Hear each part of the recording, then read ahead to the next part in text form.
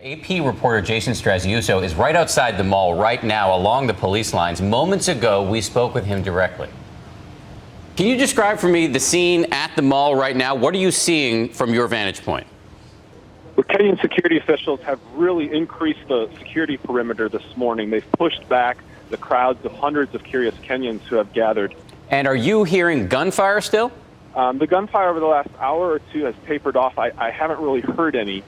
However, and I don't know what this means, just a little while ago we saw Kenyan security forces enter the mall with what looked like a rocket-propelled grenade, which seems like a really heavy weapon for this type of situation. How well trained are Kenyan security forces? Are they equipped to handle a situation like this? In general, the low-ranking, low-trained guys, the answer is absolutely not. And there was a slow response yesterday because there's not a lot of resources here.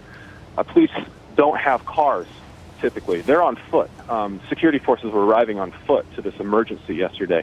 However, Kenya's elite units have been trained by the U.S. military and Britain's military, and those guys, by all accounts, really know what they're doing. And so while the initial response was a little bit slow, are the elite troops on the scene now, at least?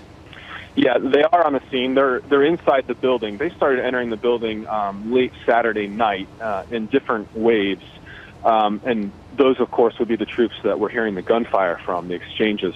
And to be clear, as far as we can understand it here, the motivation for this attack is not to go after Westerners, but really it's about African politics and the Somalians wanting the Kenyans out of their country. Is that a correct assessment?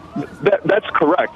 These hardcore terrorists understand the power of public relations, and they know that hitting this upscale mall where Americans and Europeans go to eat and go to shop generates a lot of news in Europe, a lot of news in America, and that's ultimately what they're seeking.